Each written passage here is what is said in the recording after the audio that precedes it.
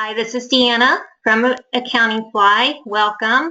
Glad you're here, and we're here today to talk about what you can do to make sure you're ready for the busy recruiting season that's coming up, starting in September and probably for many of you running through November. Lots of things will be going on for you, those of you that are students, with classes starting, getting your new schedule with organizations, and your other responsibilities possibly around projects and work. We want to get a lot of things out of the way that you can get behind you so that you don't have to worry about them later when everything else is coming at you full speed. For those of you who maybe aren't in school, there's things that even if you're not looking for a job right now, you can still do some things like research and preparing and making sure that you're knowledgeable about what it is that your direction, your career direction that you want to drive yourself towards, and about the different companies or firms that may be targets for you, so that whenever the timing comes from a recruiting standpoint, you'll be ready. You won't be scrambling to perhaps take an interview and move your career in the direction you need to move. Okay, so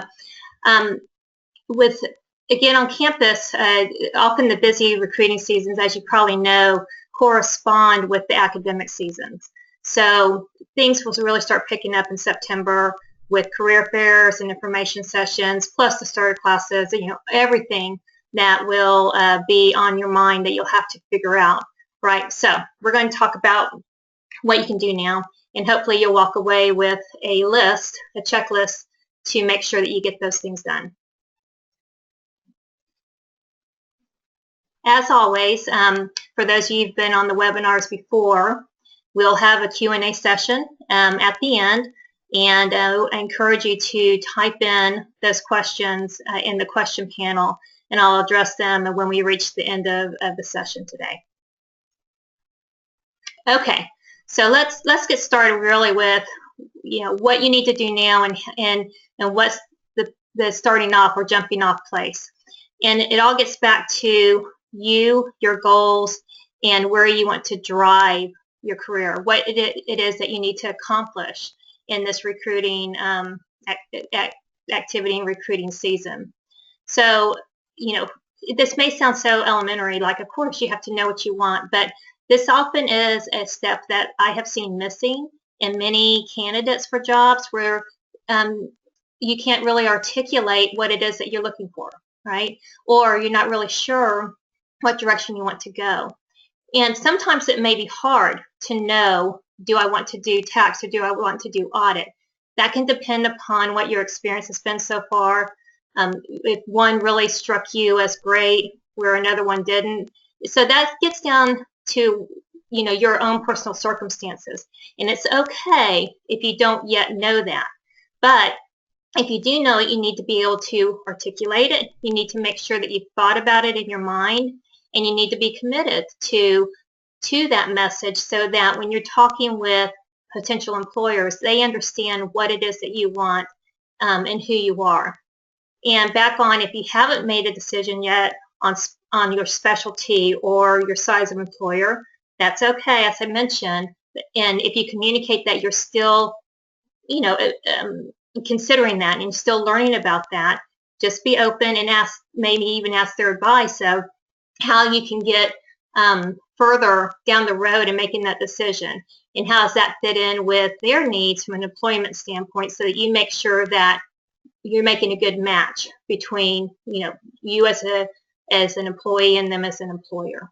All right, but do as much as you can on figuring it out. What is it that you want? All right, and then think about you and what you bring to the table. The recruiting process is a sales activity. All right, companies are selling their employment opportunities to you, and you're selling yourself as a great employee to them. And in the end, in any successful sales transaction, there needs to be a good fit. The buyer needs to understand what he or she is buying, and they need to understand and agree that what they're buying is going to meet their needs. Okay, and it goes both ways. both from your standpoint and from the employer standpoint. So to sell yourself, you need to be able to communicate succinctly what it is that you will bring of value as an employee. Okay, so think about what has helped you be successful in either prior work experiences, prior school experiences, prior club experiences. Jot all these things down, okay? Shorthand, draft mode.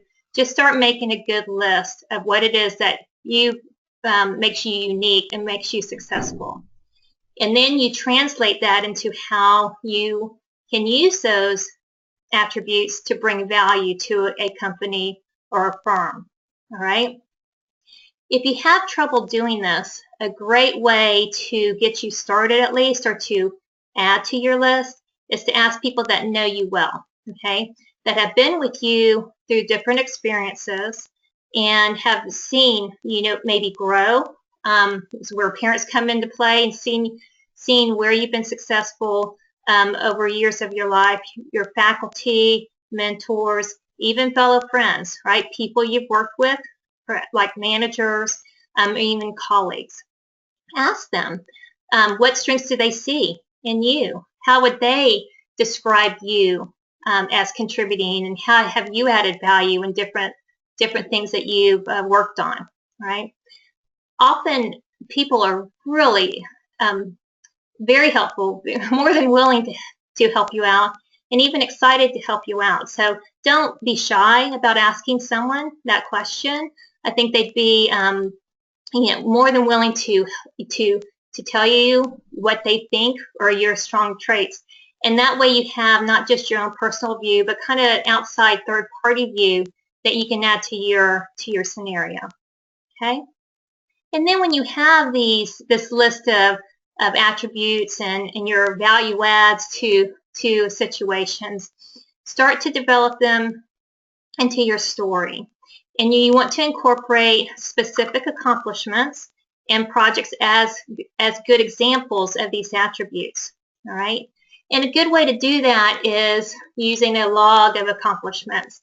And if some of you have joined our previous webinars, we've talked about creating a log of projects that you worked on, just kind of an ongoing list.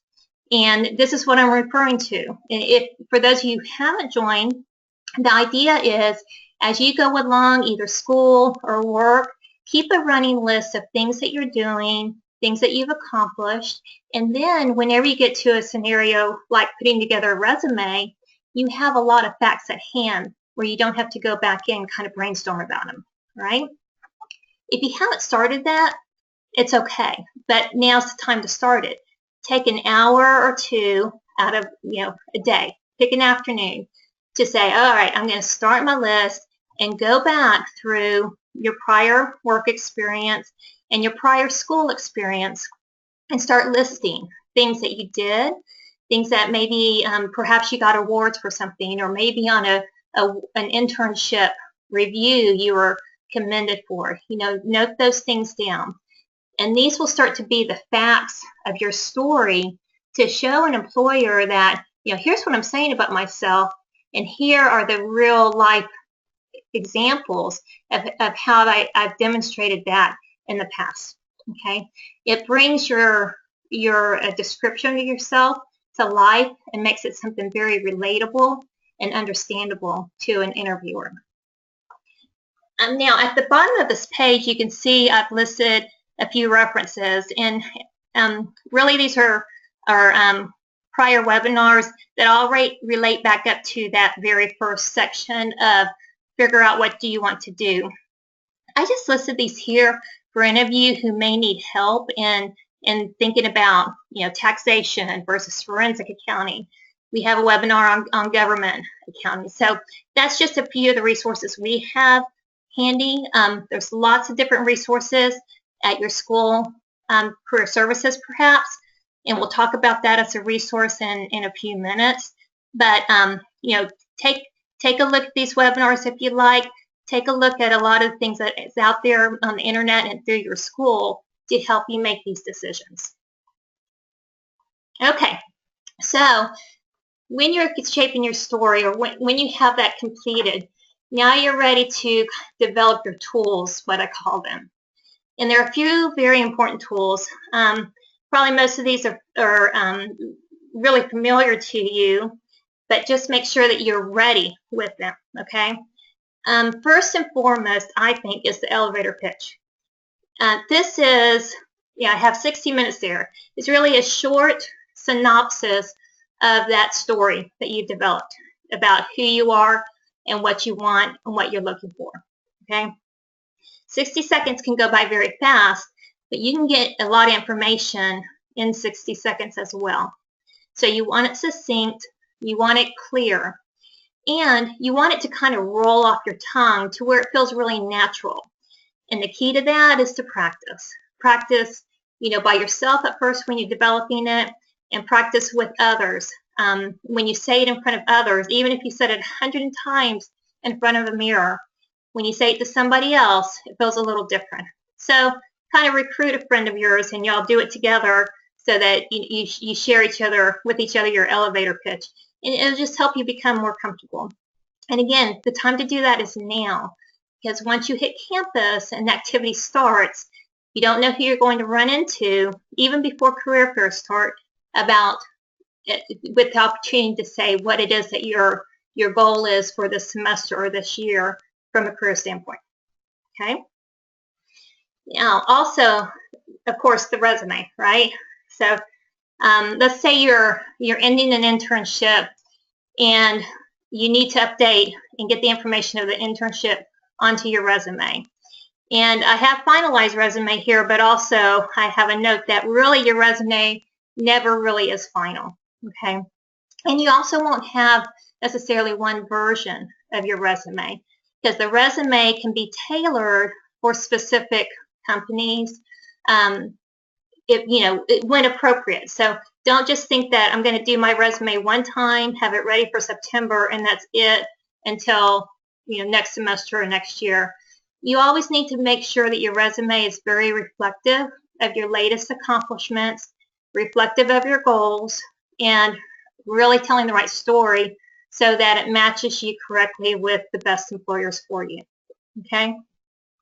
And when you're writing a resume, we also have a great resource from, I've listed it at the bottom in the box. Andrew Argue did a webinar with us about where he talked about critiquing an accounting resume. And so I listed that here for you to listen to if you haven't listened to it already. And that's one good example. I do encourage you to listen to not just Andrew's, but also various resume, information that's available. Again, I'm going to mention your School Career Services Center that often has examples or even workshops that can help you develop a resume, okay? And a resume is a personal document, obviously, right? But that often means that you're not only talking about your own responsibilities, it should also be a format that you're comfortable with and that you feel is fully reflective of you, all right? So it's good to listen to different people, a few different sources of advice, and pick the ones that you know are most appropriate for you to make your resume something that you feel is a really good sales piece to representing you. Okay. In general, it's important to make sure you have the meaningful information about your work experience. And when I say meaningful, what I mean is what it is that you're responsible for, what you accomplished, what you contributed. You can leave some of this for the discussion in the interview, but you need to put enough meat into it to grab the attention of the potential interviewer. You need to make sure you get the interview, right, to carry on the conversation. So that's what meaningful information is.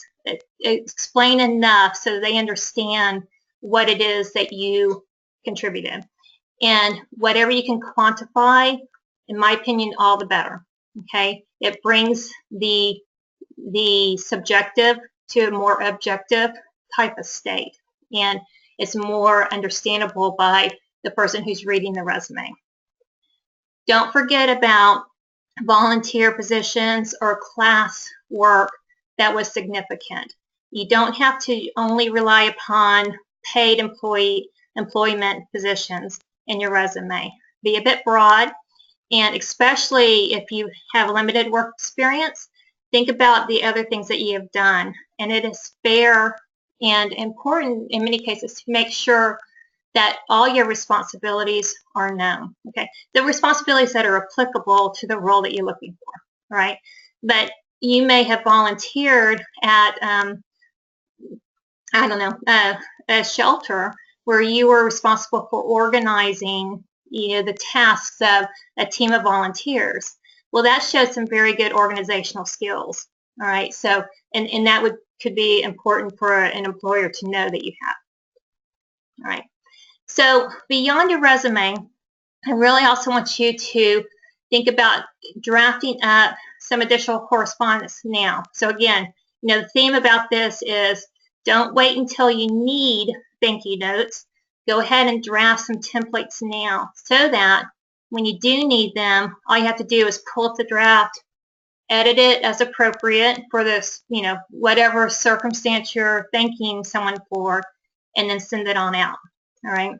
And that, covers things like cover letters and emails where you're introducing yourself, or maybe you've just met someone and you want to thank them for, the introduction, or say that you enjoyed meeting them and reiterating your interest in the position. Perhaps you just had and you submitted your application, or you signed up for an interview, and you're just following up on a conversation that occurred. And of course, the thank you notes for interviews in particular are important. And if you draft them now, then you just don't have to think even about structure or some of the phrases that you're comfortable with later on. You can quickly pull them up and change them and send them off. I put a little note here that about a handwritten note, especially as a thank you note. And consider that. It's certainly not expected. And if you don't send one, you're not going to get points taken off at all. But I will say, particularly if you have an opportunity that you are just dying to get, right? A handwritten note is in a very impressive extra step that it's definitely not the customary or the norm anymore. All right. So think about that. Go out and buy some thank you notes now so that you have them handy and you can just jot off. It can be short and quick, but sending off a thank you note to someone, particularly that you're really interested in, can make you stand out quite a bit. Okay, so the point we're at now is you have your story, you know what you want, you have your goals set, and you've worked on being able to communicate them with your elevator pitch, and also having your resources like the resume and other correspondence ready. Okay, so it's time now and really effective to understand what other resources you have available, and not just knowing what's available, but also start connecting with them. All right, so even if your classes don't start for a couple weeks, I suggest going to your Career Services Center now through the website. If you're not physically on campus, the websites of most Career Services Centers are fantastic, okay? Or, well, I should say, I've seen a lot of fantastic websites, and you might be surprised about the information that is available there. As I mentioned before, beyond some of the resources I had listed on previous slides, other resources for helping you determine different career paths, or helping you see other examples of resumes and advice for writing resumes. A lot of times that can be seen and utilized through your Career Services Center. Right? also through your accounting department. Some of their career resources specific to accounting may be directly through your accounting department. And of course, it depends on how your school is organized and how things are set up. If there's one career service center for the school, or there might be one particular to accounting, you have to know your school and adapt from that. But don't forget to look up what's going on with the department and what kind of resources they have available. And in both of these instances, it's not just looking at what they have, but I also encourage you to really talk with somebody and say, okay, this is who I am. This is the stage I'm at. This is what I'm looking for. And you can share what information you found so far, but ask them their advice. What are the next steps you suggest? And it may be about making sure your resume is on their system. And again, doing this now is all the better. Companies are starting to post positions in August is when that typically happens. And this whole process of companies putting up different job opportunities can go all the way through, well, really all through the rest of the year. But there's definitely a spike in activity in August and September and maybe into October, right? So you want to talk with somebody and understand the process at your school and get your resume on their system as early as possible, and also start looking at the positions that are already posted, right? Again, do that now. Don't wait until even the first week of school. Get as much of this done and out of the way that you can before all that busy time with new classes start, and then you'll have some things behind you already.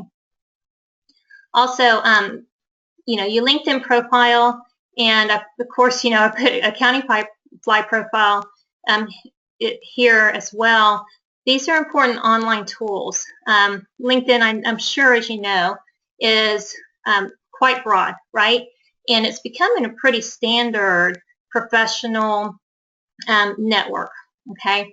And companies more and more are using it for even emails and communication, possibly instead of email. It's kind of depends upon the person and depends upon, I guess, the state of transition, right? But LinkedIn is becoming very commonplace for people to, you can post your areas of interest, and recruiting teams can use LinkedIn to look up the profiles of potential candidates. Not all companies, but from my experience, more and more companies use LinkedIn for that purpose, okay? So you want to make sure that what you're saying on LinkedIn is up to date, accurate, and of course always professional. Same for Facebook, although Facebook is still, the social network. Companies won't use it necessarily to recruit you, but they could use it to look at you. So I'm sure you've been warned about that before. Stay warned about it and stay knowledgeable about the image that you're putting out there. For Accounting Fly, same holds true. Make sure you've updated your profile with this new resume that you have. Keep that resume fresh, and that way accounting firms that we work with will have access to the most recent information that you have and that you want to display about your experience and your background. Okay. Now, this is also a great time for you to contact those in your network. It may be, I'm going to use the scenario of someone leaving their internship.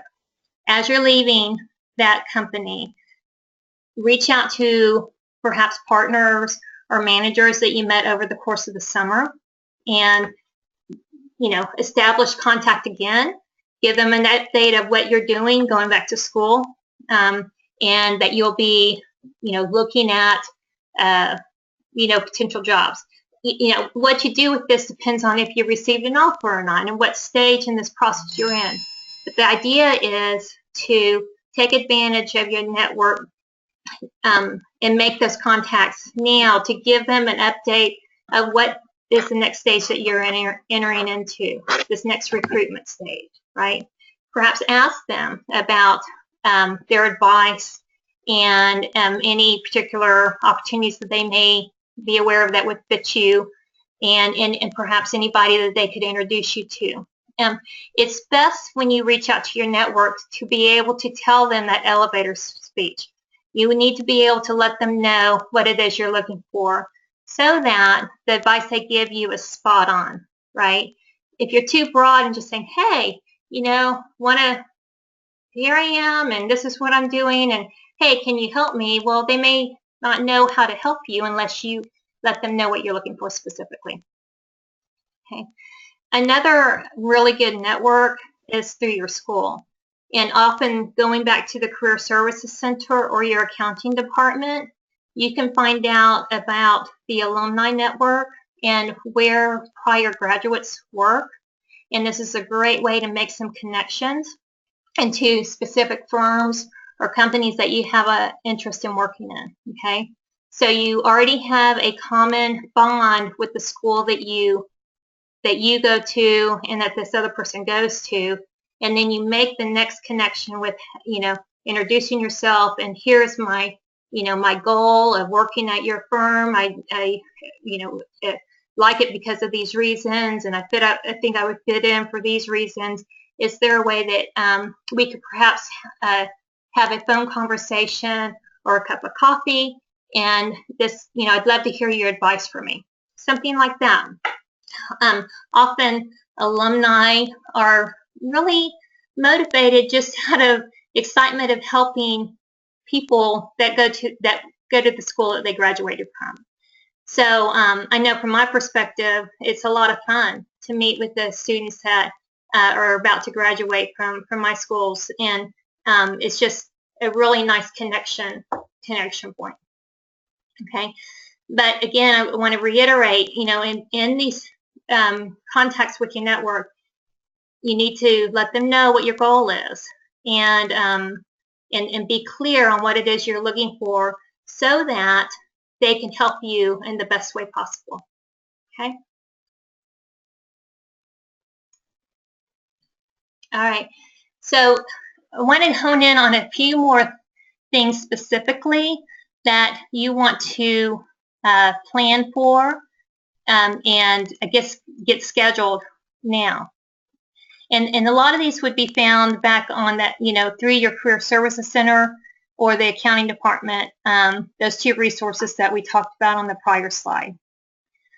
So career fairs often occur in September and October, but most career fairs are scheduled now. So at a minimum, go to your school site and find out when the either general career fair or accounting career fair is. Okay. Again, depends on your school on if there's one career fair or maybe there's a different career for each school. You just have to, if you don't know already, you can go onto the website on your Career Services Center, okay, and just start searching around. In the search bar, you can put Career Services first. It should take you to whether they call it Career Center, Career and Professional Development Department, Career Services, all different names kind of point to the same purpose. And then on the next search you would do would be career fairs, and you would pull up the career fair dates at a minimum. So write those down, and I highly suggest that you kind of block those dates or those times in your schedule to make sure you get to the career fair. Okay.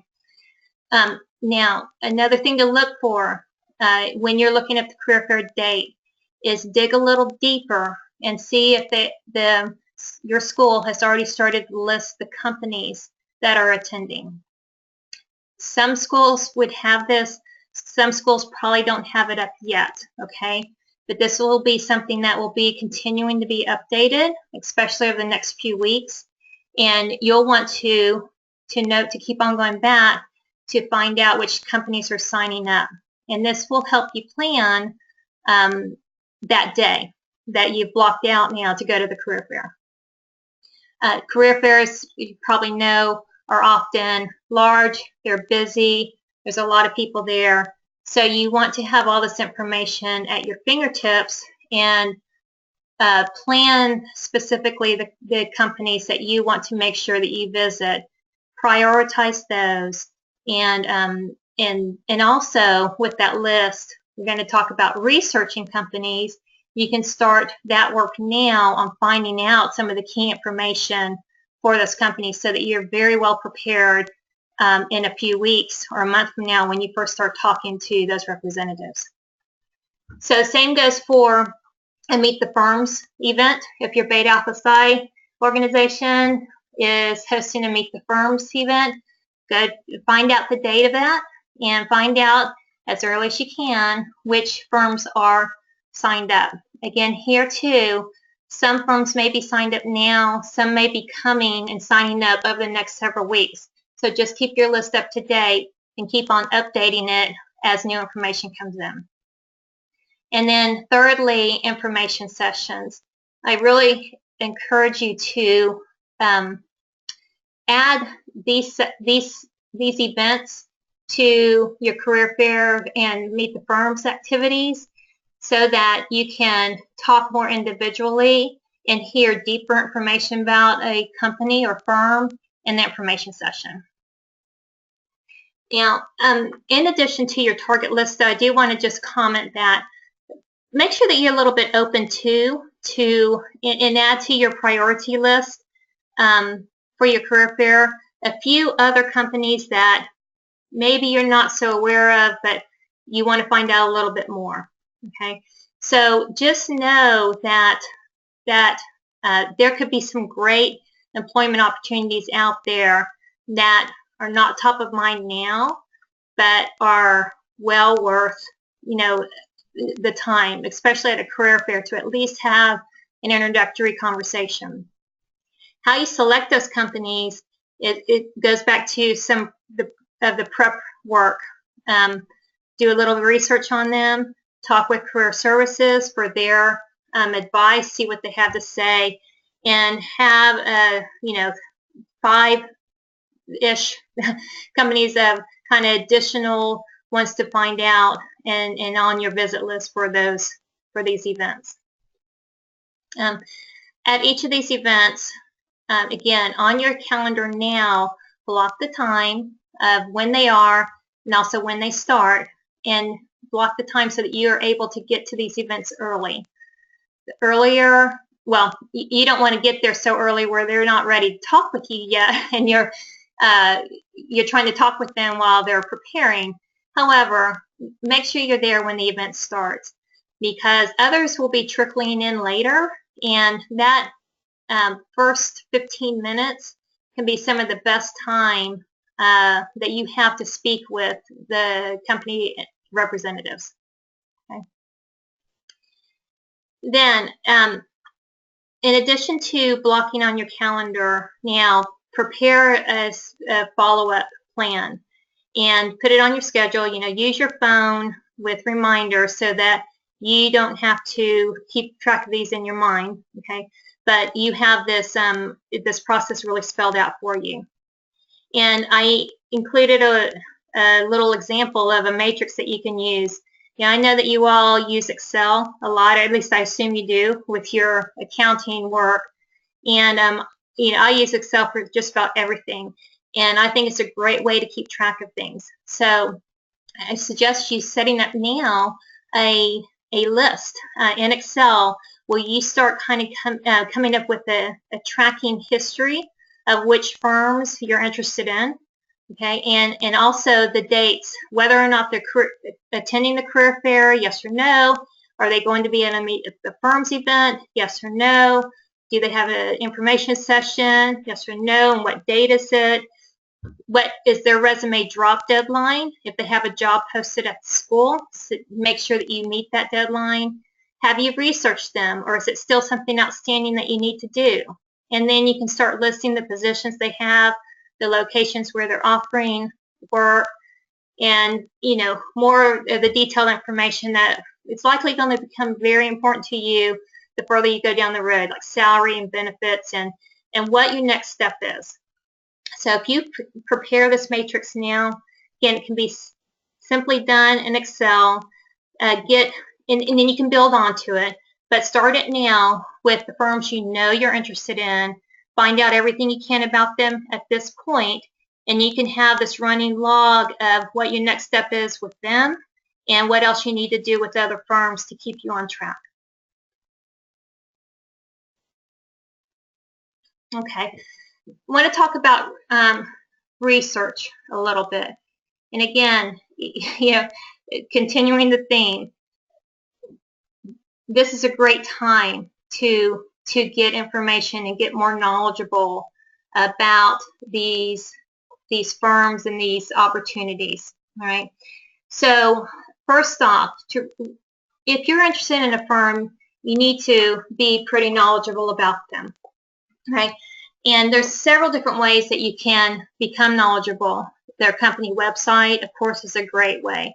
You can look at just their general business. Their homepage will probably have top information that is key to them right now. Maybe talk of their strategy or direction, maybe some recent business that they have and they're publicizing. You can usually find out which lines of specialties that they concentrate on, the industries that they concentrate on, and of course a career area, career page or career section of their website will have some more information kind of profiling them and then listing their job opportunities as well. You can also usually through the company website select to follow these companies. They'll have the links often to their Twitter feed or their Facebook page or their LinkedIn profile, and you have to use your own judgment of which ones you want to set up now so that you get automatic information from them. But for those companies that you're most interested in, go ahead and start setting, connecting with those social sites so that you will get automatic feeds about what information they want to share. Often the recruiting teams are frequently using those sites to share information that they think is important from an employment standpoint. Okay.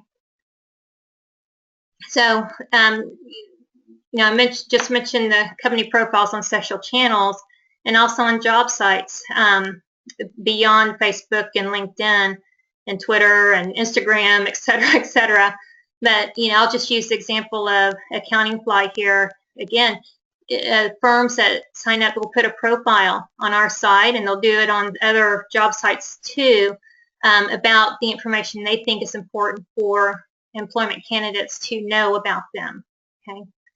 Then, going beyond the information provided by companies, the Wall Street Journal or Forbes or Fortune, the New York Times, all of these business publications will not necessarily have an article about a company you're interested in, but if they have an article about the company, you should read it, right? That means it's pretty important if it made it to one of these publications. So it's good to keep an eye on some of these respected periodicals and newspapers so that you're up to date on some of the key business deals that are going on. Now, don't worry if you're interested in a company and you don't find an article on them in the Wall Street Journal.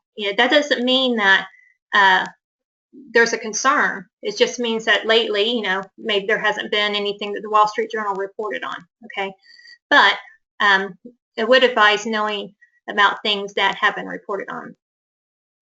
I also mentioned Glassdoor here. If you have not visited Glassdoor, it's a site, for the purpose of learning about companies. Now, it is populated by presumably employees or past employees of the companies. can't guarantee that all the information is totally accurate, but it often gives, I think, fairly reliable information into an insight into the company, whether it's culture, even information about what the interviews are like, information about salary, okay, and what it's like to work there. So I would keep an eye on Glassdoor as well, and just make sure that you are smart about your, I guess, use of this information. And, for it could be, a site like Glassdoor could be used as kind of more of a ranting area. And if you start to see that, then know that, well, maybe at this time the information on this company isn't quite reliable. So use your judgment on if it seems like you're finding factual information or not. But I think in general, it's been shown that Glassdoor data is pretty effective to get a unique employee site.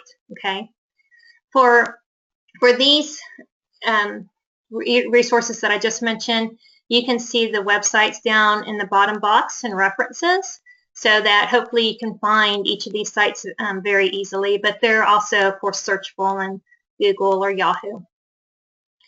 Another thing to research beyond just kind of the general company information is the salary, the benefits, culture, and direction of strategy. So I mentioned that Glassdoor could be an effective way to find out some of this information. But this is where you'll want to use that tracking matrix that we saw on the previous slide to start documenting all these details. And if you keep them in this summary matrix, you'll have it all handy there.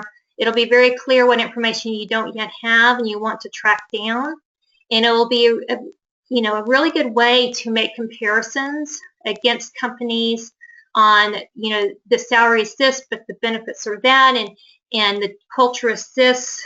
What are you giving and what are you taking between the various alternatives, okay?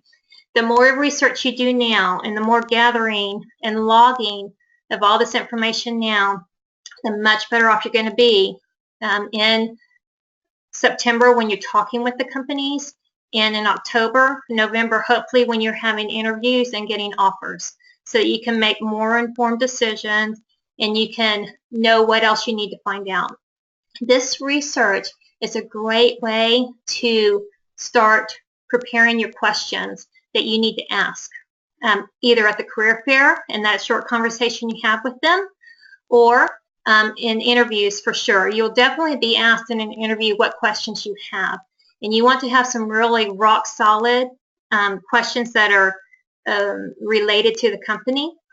One, to inform you on what you need to know.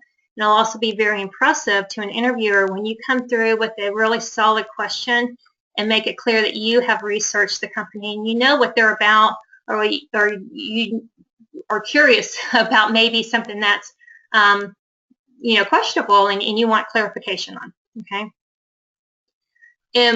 This research will also help you maybe determine that, oh, here's a new company that I'm interested in. I've never, I hadn't heard about them before, but they sure look interesting. Or the opposite side, oh,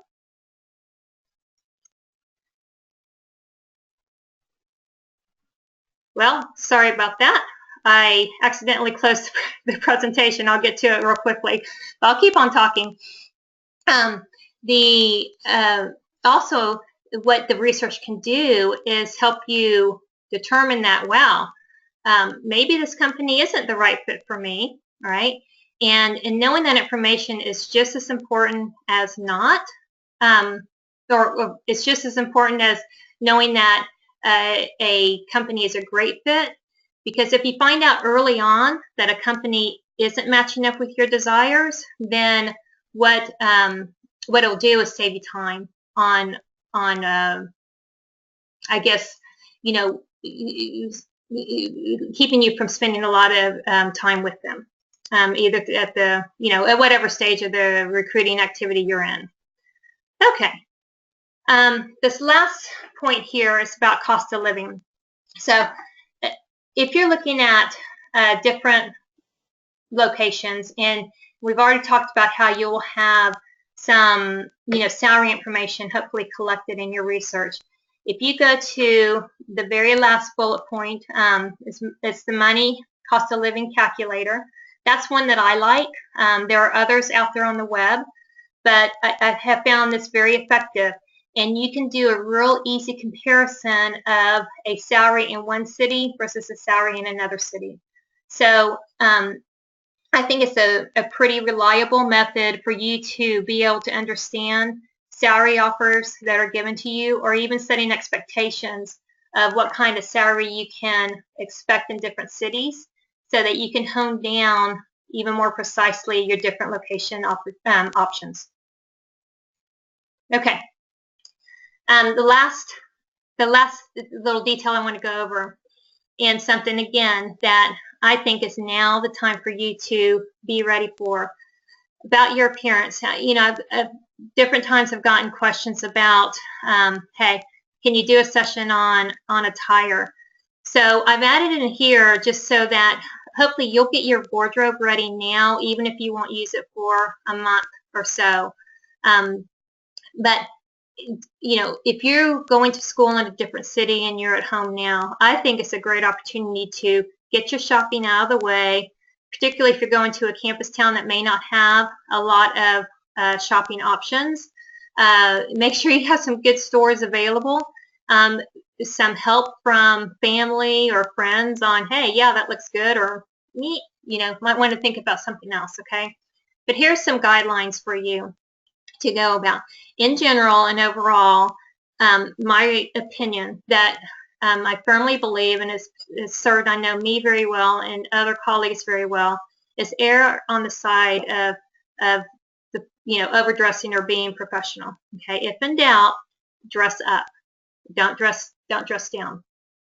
Especially in the accounting industry, I think it's particularly often expected and will be reflected in the firms you're talking with, of certainly a professional appearance, sometimes even conservative. Okay, so that means a suit, a skirt, or pants with a nice jacket. Black, navy, and gray are solid choices. They're safe choices. You can go with some colors, but darker, in my opinion, better and always safer. Wool or cotton, make sure it's good quality. Make sure it looks good, it's wrinkled. You don't just pull it out of a pile on the floor. So just get them ready now in plastic bags to help them move to your apartment, or stay nice and clean and unwrinkled in your closet until you need to use them. Shoes, make sure they're polished. Make sure that they're appropriate professional height for women. Men, dark socks, please. No white socks with your business shoes, and also make sure those socks don't sag. So these are just some things that I remember hearing comments on from other colleagues or recruiters, that in water cooler talk can be kind of funny, but you don't want to be the subject of the funny appearance, or the appearance that was questionable, right? Jewelry, one other little tidbit, tasteful meaning not too bulky, not too much. You don't want to have your jewelry draw attention away from you, okay? In fact, you don't want really anything in your attire to draw attention away from you. You want it to look professional, look nice, look clean, inappropriate, and then the interviewer or the firm representative will concentrate on you, the person. Okay? And then don't forget about your hair. You need to have a good haircut. Get it now, and that doesn't mean that you don't need to get it for the rest of the semester or throughout the fall, but be prepared now and then just keep it up. Okay, so that was the last little tidbit of things that could be something you don't want to be rushing around on the day of your career fair or the day of your interviews. And by the way, career fair attire is professional as well. I would suggest, not that you will not be spoken to or accepted if you come in your shorts or your sweats, but it will probably be remembered if you do that. All right. So you know, look the part during that quote casual career fair as well. Okay, so I'm going to move over to questions now since we're moving to the end of the hour. And let's see here. Okay, I have a question here from someone who has had different temporary positions, and is it okay to put the temp agency in one line about other jobs on the resume? So that way, so my resume is still only 2 pages and not the 4 to 5 with each job listed out. And I would say yes, and in fact, I would even say it would be very important to do that. So my opinion is, okay, depending upon the amount of experience that you have, and meaning the number of years of experience, your resume, if you're early career, should stay, try to keep it to one page, right? Some people will disagree with that opinion, right? So there's not necessarily a right answer. However, I know that in my experience, years literally of going through resumes and picking out those candidates that we want to interview, if there was a 2-page resume, it's not that I threw it away. However, I looked at the first page because I needed the first page to tell me the information that I needed to know. Okay, you've probably all heard the stories that recruiters and managers spend just a few seconds on resumes if they're looking at them with their eyes, and that's absolutely true, right? So you want to keep your resume succinct, and it's kind of hard to justify the need to go to 2 pages if you have limited work experience. Now, I know that your question is about you have several different jobs with one company, but it sounds like these, I mean, you said it's all temporary jobs, so yes, you need to summarize that experience into a succinct section. And let me recommend this. Consider not just listing each temporary project individually, but group it into what kind of work did you do. Let's say maybe you did tax work and tax returns, and maybe that went across 3 different companies. Okay, three different jobs. Well, I would group the experience in a different way, not just with the name of the different companies that you work for, but instead group it by the type of work that you did. And that way you can summarize the work, the responsibilities that you did, and then in one line list, perform this project work for company A, B, C. Okay, and that way, what it does is really highlight the role that you played and the contribution that you gave. And remember back a few pages or slides, we talked about the information that you need to show in your resume is the proof of your work. It's not necessarily proof of who you work for, but it's what did you contribute, right?